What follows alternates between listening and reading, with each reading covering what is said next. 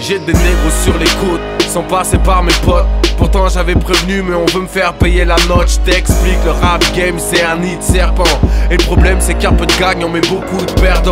Quand tu commences tes supporters sont du genre fervent. Mais un truc vient brouiller tout, évidemment c'est l'argent.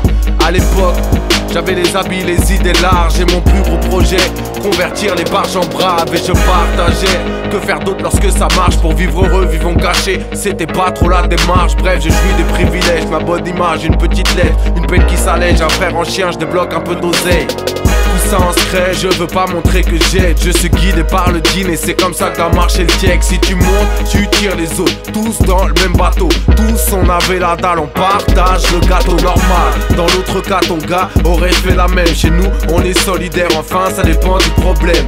Et ça dépend combien tu pèses en oseille. Plus grandit ton rêve, plus grandit la haine. Ça n'est qu'une question de temps avant que le revers ne revienne. Si tu gagnes la médaille d'or, c'est la médaille d'or des problèmes. C'est ça le rap game, les gros sujets tabous. Je compte pas sur un crew, moi je compte sur un marabout.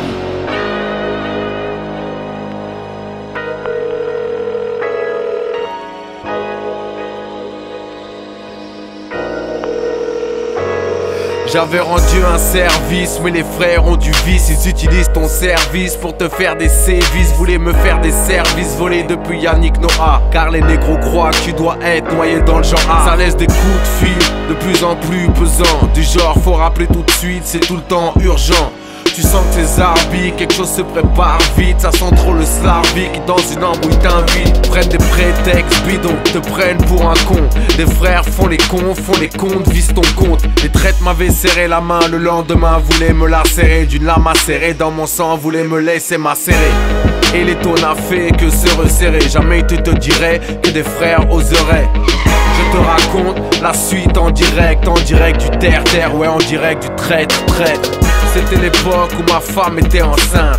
Je venais de sortir mon album numéro 5. Un de ces genres de gars qui aurait pu être mon zinc. A eu des vues sur moi et a impliqué les miens. S'est renseigné chez moi, je n'avais plus trop la cote. A vu que j'étais tout seul, que je n'avais plus trop de potes. A mis en place son plan, m'a demandé de l'argent. Tout en me menaçant mais indirectement. Et moi dans le même temps, j'attendais mon enfant. Je préservais ma femme de peur qu'elle pète les plombs. Dos au mur, partagé entre balancer tout ou m'entourer d'un crew à qui je serais redevable. M'entourer de gros bras qui me maqueront plus tard. Je ne mérite pas ça, je suis dans une putain d'impasse.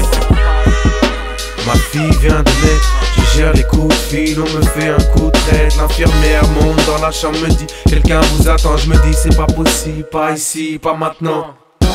Alors que j'ai célébré la vie, en bas m'attend la mort. Alors je me menace de vivre, j'implore Dieu dans l'ascenseur. Il m'aide et je m'en sors, je trouve la force de dire stop. Et si je dois être honnête, voilà pourquoi j'arrête. Je ne céderai jamais, je crois trop en Dieu pour craindre un homme.